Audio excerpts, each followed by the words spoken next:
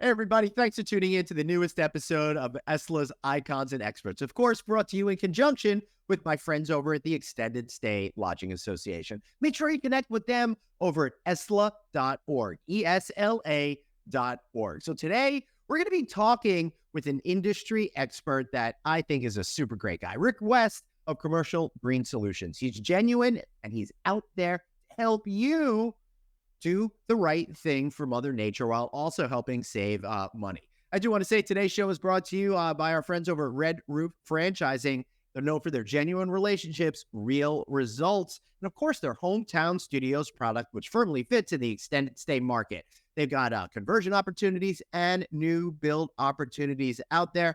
Make sure you go check them out at redrooffranchising.com, redrooffranchising.com. All right, on today's show, we're discussing hospitality sustainability with Rick, with a special focus on the extended stay market. He's going to share practical ways hotels can embrace sustainability while reducing costs and increasing profitability. Plus, we're going to be joined by my friend Matt Hostetler, Chief Development Officer over at Red Roof, who's going to help bring all of this together in a way that's understandable to you, the potential extended stay hotel developer out there. We're going to talk about the current state of sustainability, financing, green financing specifically, that's free money, energy efficient incentives, the business case for sustainability, heat pump technologies, utility incentives, and the importance of hospitality specific sustainability.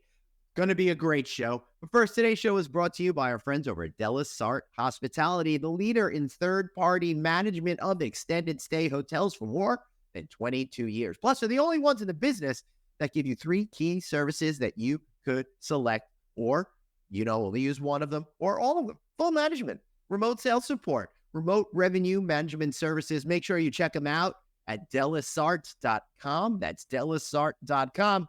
All right, I'm telling you, this is a good show. Have a good time. See you later.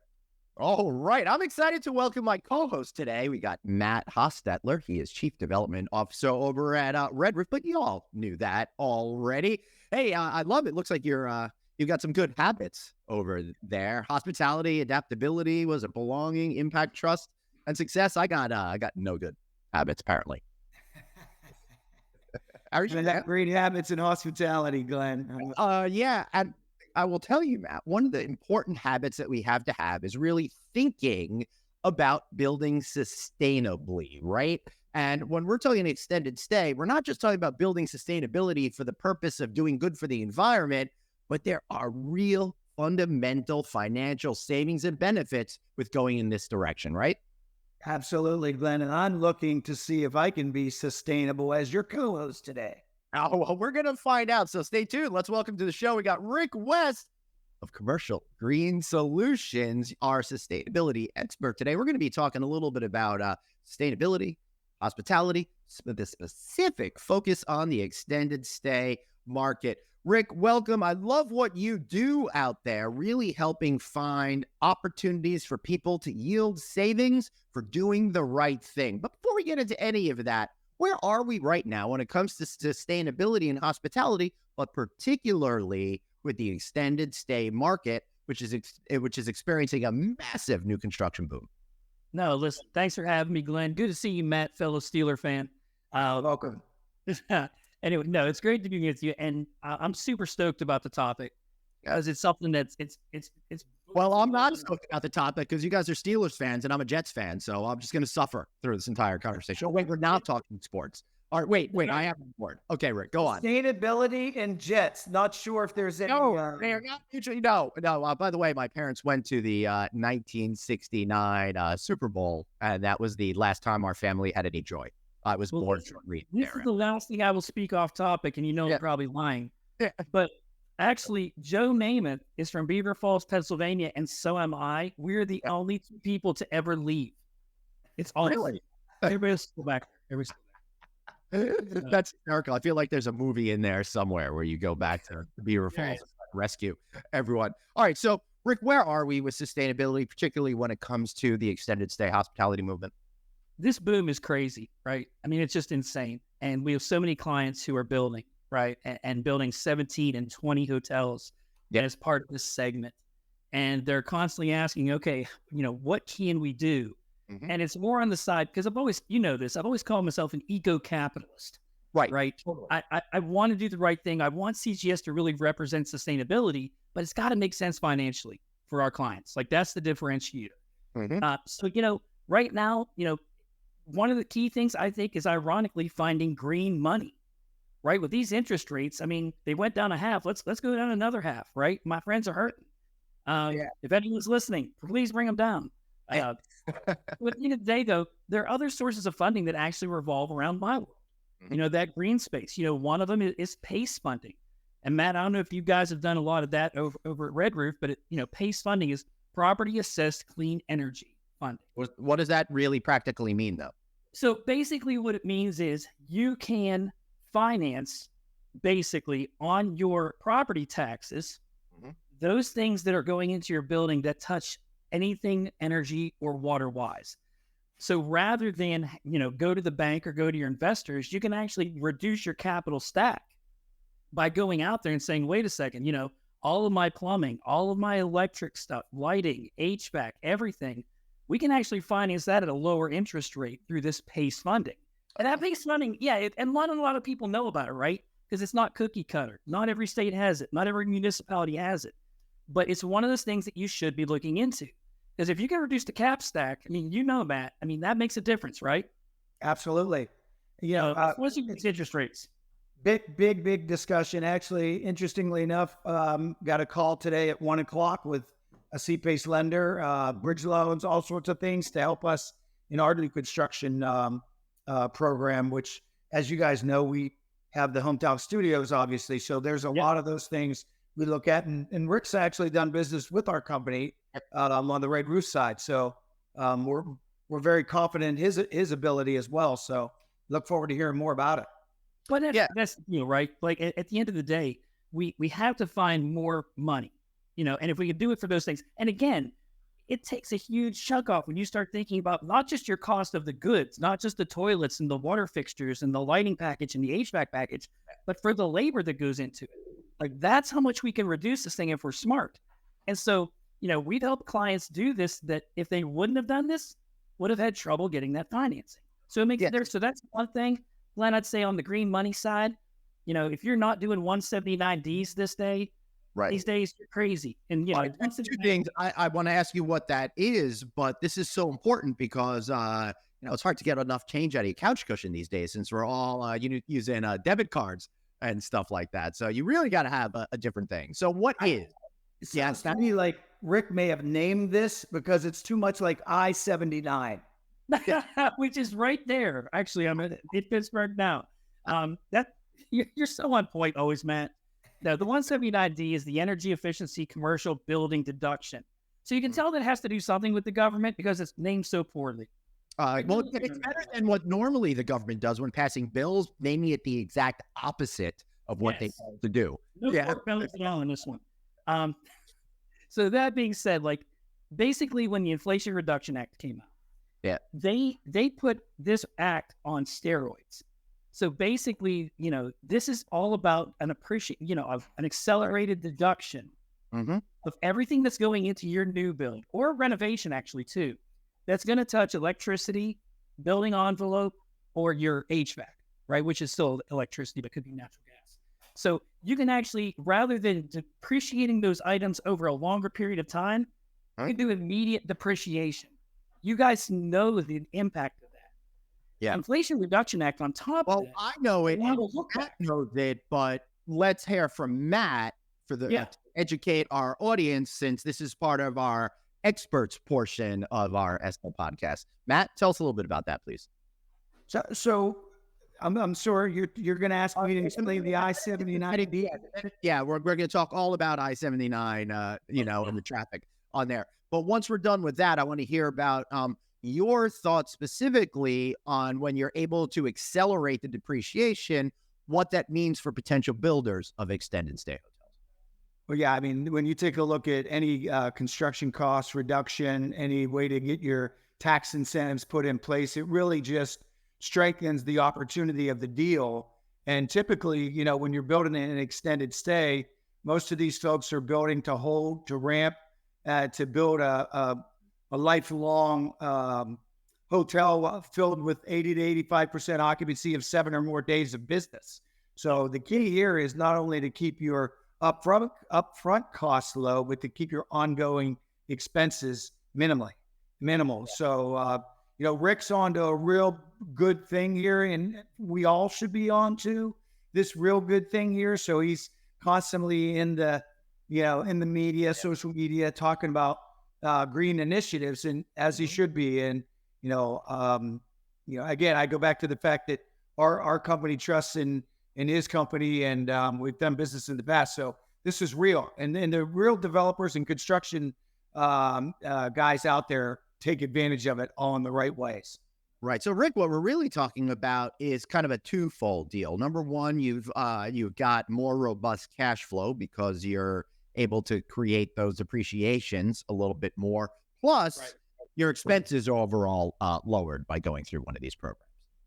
Absolutely. And then on top of that, so if you've got those two mechanisms, right, to create, greater cash flow, to your point, Glenn, and to reduce capital stack, which is important. At the end of the day, though, there's still incentives out there from the utilities and the municipalities for building on top of these. Right. Exactly. My joke with my clients is always, I'm not asking you to put grass on your roof or a freaking windmill in your parking lot. Right. There's money out there for building to spec, but it's a matter of knowing who to go to. But then that incentive to Matt, you made a great point earlier, and I usually don't give you credit for much, but I'm going to give you this. You made a great point in that it's also about what's down the road as far as what you're doing. So when you get these utility incentives, I'll give you an example, Matt. Like there are some great incentives around the country for putting in heat pump versions of P-tax in a new build. And so extended stay market has tons of these, right? We sell them all over the place for new builds, and like they're out there. That being said, the incentive is enough that it allows you to upgrade to that heat pump version. So the delta between the cost of the two is covered by the rebate. So then to your point, Matt, the ongoing expense of operations is lowered. So not only are you saving in the beginning by doing the right thing, but then as folks are operating the hotel, NOI, you're where you need to be, right? And it makes a real difference. All right. So I got a question on this. So you could explain it fully to folks that aren't familiar with the construction process. Why is a heat pump better?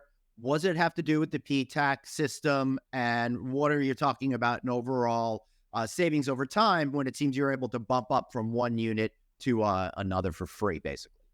Great question, Glenn. So we do tons with P-tax. We'll probably do 15 to 18,000 of them this year. It's a lot, right? Well, because utilities are highly incentivizing that switch out from that P-tax, the electric strip heat. That's what that is, Glenn. Right. It's just pure electric, blowing air across it, right? So you're like, think about heating up a curling iron, that kind of energy, right? It took all morning for me to get these lustrous curls with mine. Yeah, I'd have a hard time thinking about a curling iron. Yeah. You guys are thinking, why is that guy talking about a curling iron? I get it. I know, very dramatic, I'm sure. Go on, Bert. It hurt. But then now think about using a heat pump like a lot of you have in your homes, right? We're actually using conditioned air outside and taking it out of there to create that heating or cooling. By doing so, so our ROI, basically, when we look at these things, you're saving about $30-ish to $45-ish per room, right, per year in doing this technology. So if the utility is going to pay for it, and you're going to be able to get funding for it, because you're doing the right thing, you'd be crazy not to make that adjustment. And what we try to do with our clients is when that is available in utilities, emphasize it. Because the tough part about what we do is it's not cookie cutter. Every municipality is different. Every utility is different. But knowing that landscape, as Kevin, my business partner, always says, you don't know what you don't know. Yeah. And so you got to find partners out there that know. Absolutely. Yeah, exactly. That's actually my whole philosophy in business. And, that's why it's so important to be curious. But the fact of the matter is, if you're out there developing a property, you don't necessarily have all of these incredible insights that somebody else could bring to the table. And you don't know what you're missing unless you know what you're missing. And that's where a guy like Rick comes involved. Matt? Yeah, I was just going to say, that's why we call this segment the Icons and Experts.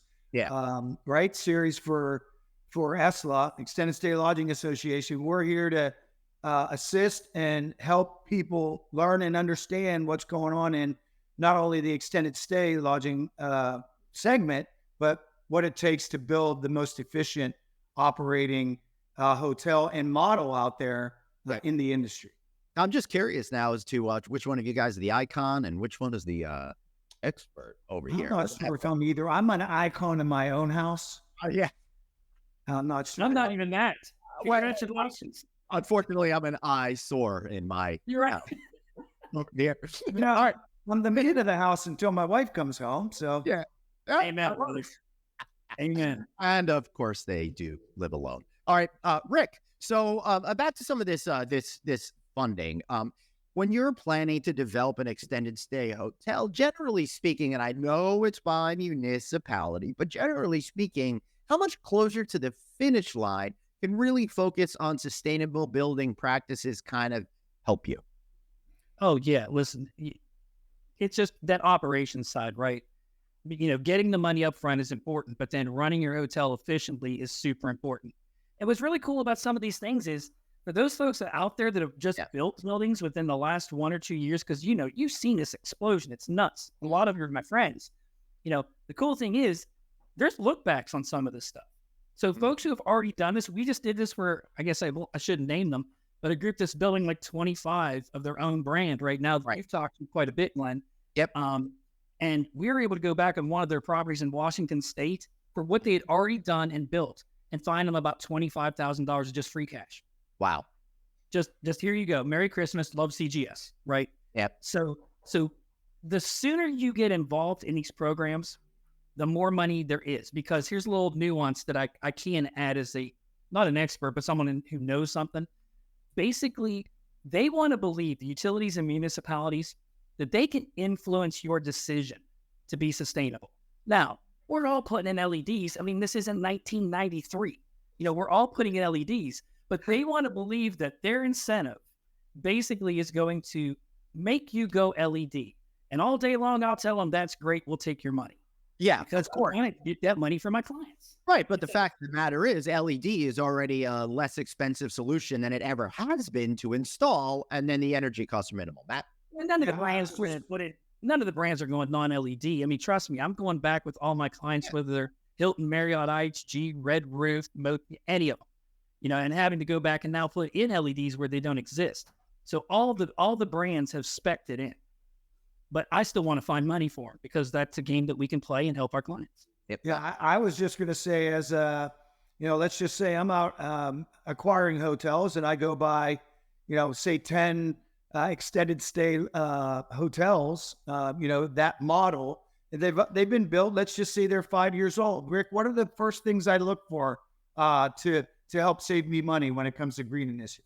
So you're talking about you're picking up old buildings and you're turning them? Is that what you're doing, Matt? I'm buying 10 assets that are in the extended stay segment, and I want to go in and make them even more operationally efficient than they are today. And then next we'll talk about new builds as the next part of our conversation. Yeah, but listen, that at the same time, that's a super important question, because what people don't realize is that everything that I've been talking about is available for those as well. Mm-hmm. They want you to turn these drafty old buildings into sustainable buildings. The grid is overtaxed. Yep. There are increases coming in pricing, and Glenn and I are going to probably talk about this next week. Yes. There are increases coming in pricing on the PJM grid in the Mid-Atlantic that are going to shock people. So to not build, to not get into that building, Matt, and try to make those differences would be crazy. Right. So yeah, all this money's available. All these changes are available.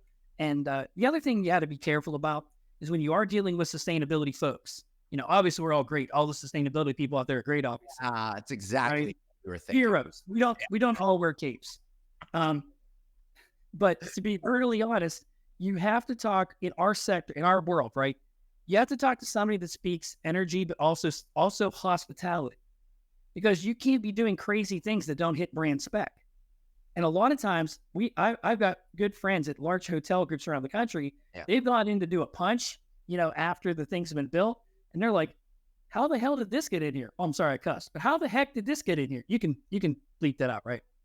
Yeah, don't worry, we'll put in the F word like you meant, so it'll be. No comment. So all kidding aside, like, these things happen all the time because. What happens is a GC will get with the EC and they'll VE, that's a lot of letters. They'll value engineer a solution and then it doesn't hit brand spec or it's not efficient. So I think that's why more and more groups are going to purchasing their own stuff. Matt, I know that that's a big thing now with, owner supplied products.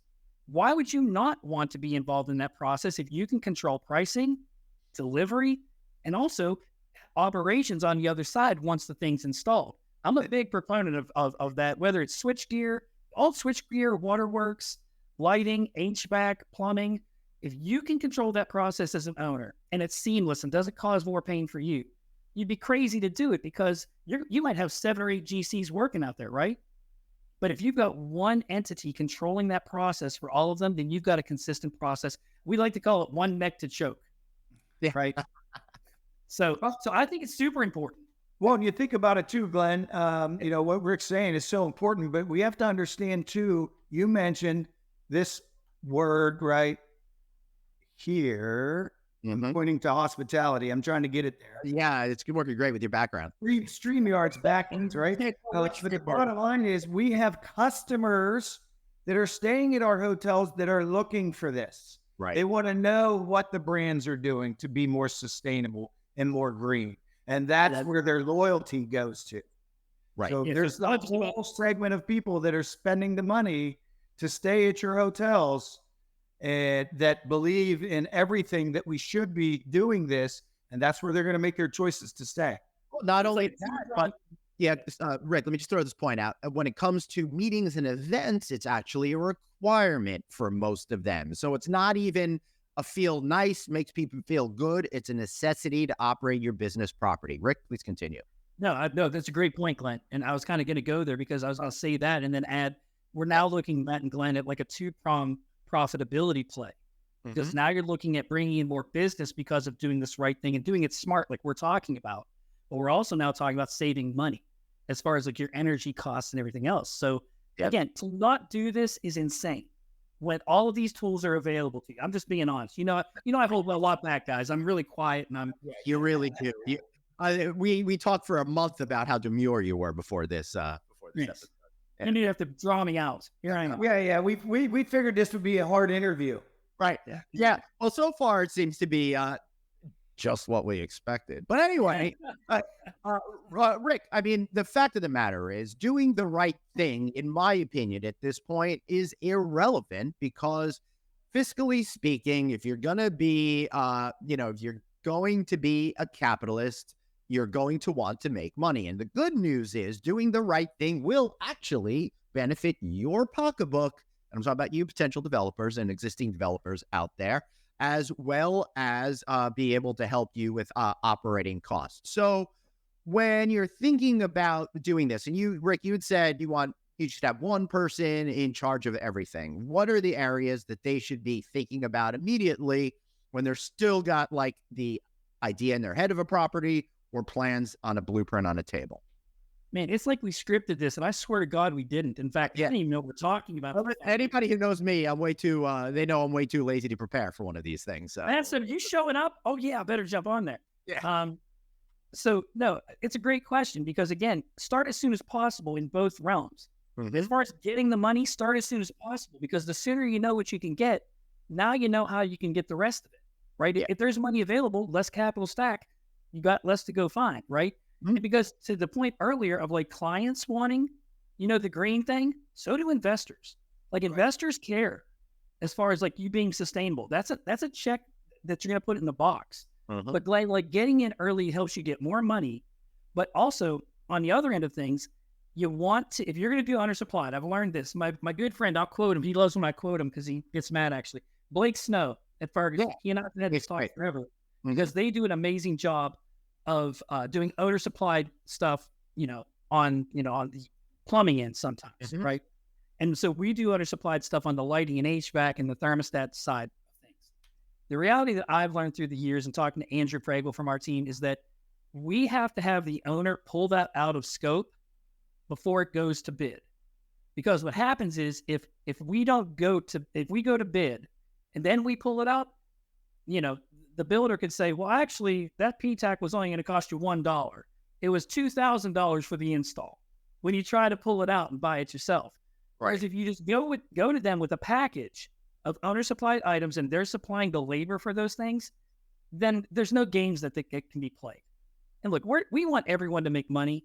Like we talk about that with our owners all the time and our GC friends and our EC friends, electrical contractors. Like we want everyone to make money, but when things are transparent, then people are allowed to all do well, but no one gets taken advantage of egregiously.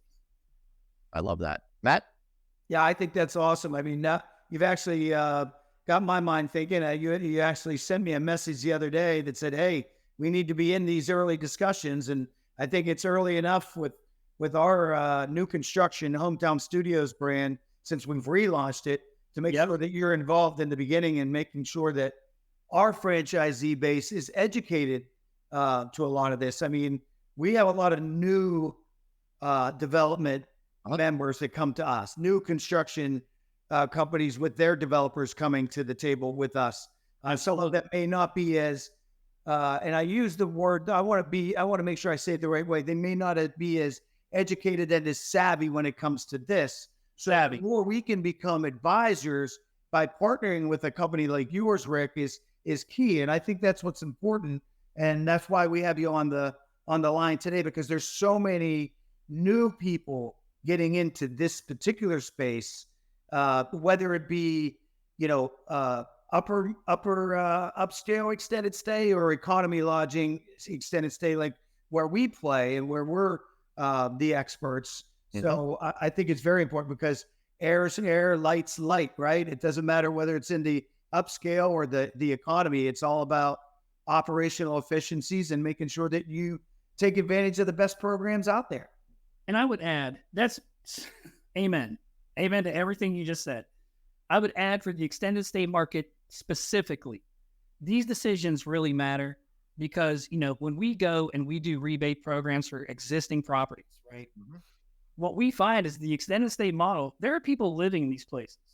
So whereas a non-extended stay hotel may be totally empty during the peak hours of the day where your energy is most expensive, these extended stays, they're filled during the most expensive time of the day to pay for energy.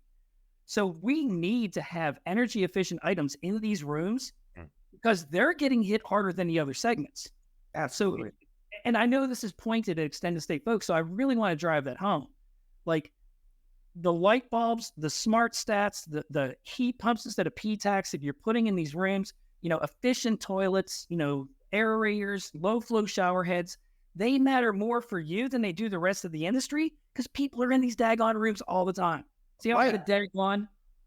That's a fantastic point because typically, Glenn, you and I and Rick, when we're out doing our jobs, we wake up in the morning, we jump in the shower, we put on our best closing outfit, if you will, and we go find a deal and get it done. Yep. The other folks, they're in transition. They may be between homes, relocation. They're working in that space all day. They're living there. They may be there 28 out of the 30 days a month and come back. And, a lot of extended stay workers, gig workers, we're saving money operationally by not cleaning their room every day. Yeah. Right? All of those other things that we talk about from a service level perspective, but we don't talk about the lights being on, the water, and all those sorts of things. And there's your other savings. This is a moment for everybody. No, it was an epiphany to me too, honestly, Matt, because there are a lot of programs around the country, and this, Glenn, where we've worked and we clean P-tax for free, right? We're able to utilize, and we've done, heck, your team Red Roof, I think we've found 25 hotels where we've cleaned your P-tax for free, utilizing utility money. It wasn't until we were going into a Crown Plaza, we're going into, a Hampton Inn, and then we went into all of the ESAs and Red Roofs because we have that corporate business. Well, we started going in there. We're realizing, wow, it takes longer to get in these rooms. Why is that? Oh, crap. This is somebody's apartment. Right. And so then we started running numbers and we're like, the usage of energy per room in the extended stay space is so much higher because of that. Wow. So yeah, Matt, it was shocking to me too, but it's something that we all need to take into consideration. Yeah, no matter where I stay, my own brand or other brands, that's the first thing I do when I walk out the door is wherever the lights are on, they go off. Yep. I try to do my part for the owners, the operators, just to keep their costs down. And I think it's really important that we could buy product, take advantage of the programs out there, and put that money in the hoteliers' pockets. Exactly. Other uses. Yeah, for sure. Matt, before we let Rick wrap up, I'm curious, since you're Chief Development Officer, you're getting deals over the line every single day. How much does what we've been talking about here today really help hoteliers become more appealing to getting that transaction complete with the bank? Well, I think anytime you talk to a savvy business person and you can get in front of them ahead of time and show them the value, number one, and the savings, secondly, because the value's there, the savings, what's important, that's what gets in the pocket. That's what they want to see. They want to see brand new product, but I also get paid to get it, or I get a rebate on it, and it ultimately is X amount of dollars saved. And then the longevity of those products become even more valuable to the owner, and showing that the expense savings too. So I think it's the people that are talking about it are probably selling more franchises to developers and those types of people out there. So it's just great news, first of all, for the new construction side for us as well, but also what he's been doing and in this space for our company overall and our hotels that we do own. Right. So, I mean, think about it, everybody out there. So you're making your bid to get this loan much more appealing than to the people that are holding the purse strings. Not only is it cheaper to build, but they're cheaper to operate, as well as all of those other great features of extended stay hotels, which make it nominally expensive to operate. Cheapest way to do it that there is out there. Additionally, it was set against the backdrop of, as we're recording this in September of 2024, interest rates were just dropped by 0.5%. All of these things start to add up to what I think is going to be even more of a push towards building extended stay hotels. Rick, how do you see that? And then maybe it's time for some shameless plugs for yourself time. Well, I think this market is exploding, obviously. And I think the people, who want to win are going to be the ones that take advantage of the things that are out there and not being ashamed of not knowing everything, but reaching out to people who understand the space. All of this, when you can, Matt, you live this. Like if you can go into a building and knock down utilities by smart practices that you're putting into the building on the energy side by $50,000 a year, right, into perpetuity at a 6 or 8 cap, we see what that does to the valuation of the building, let alone the free cash flow, right? Wow, I almost sound like I took Economy 101 or something in college, which I know, it's pretty impressive. I learned it all from you, Matt. I learned it all from you. I think you went to Cal State. Amen, brother. So again, we want to help people. So the shameless plug is this. Yep. Don't be afraid to reach out to us and just ask questions. That doesn't mean you even have to do business with us. We consider ourselves friends of the industry. You know that, Glenn. They do. I can swear by it. Yeah. And that being said, if you reach out, if we don't have the right answers, we can point you to people that do. And again, not to plug again, Glenn, but our reference list. We work with kind of a who's who, if you will, of the industry, but that doesn't mean none of them matter. None of them matters. Working with Red Roof. Exactly. So yes, CGS Commercial Green Solutions at www.commercialgreensolutions.com. I wish we could have gotten that shorter. I wish you could have added the HTTPS://, but you did it. I always did. I felt like it was overkill. I know. but we sincerely can help in this space. I'm grateful to the Extended Stay Lodging Association for putting an emphasis on this because it's important, and to developers, it's crucial. If you can build cheaper and then operate cheaper, I mean, Glenn, I'm ready to hire you. You said it perfectly. Saving money and being sustainable, these aren't, conflicting things. In fact, they should be complementary, and they can be if you work with us, I promise. I will tell you, one of the coolest things is for years I was preaching that. I'm like, don't do it for the environment, do it for your pocketbook. And now it's really come to pass, and everybody's really saving monies, and everyone's encouraged to do the right thing. And I know all you out there want to do the right thing, but it's great to have financial encouragement to do it. Matt, any final thoughts? Listen, I think it's fantastic. Looking to get Rick more involved with our franchisees that are going to build.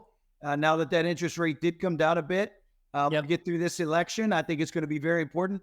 2025, we got a huge focus on new construction at Red Roof. So, you think about this particular space has been around as long as Red Roof is, but everyone's talking about it today. And I think Doug has a quote, something about it's no longer a secret. Extended stay space is no longer a secret. So everyone's jumping in, but we need to make sure that when they jump in, that they take advantage of all of the opportunities that Rick has and all of the things that the space has, and understand that this model is completely different than the transient stay model.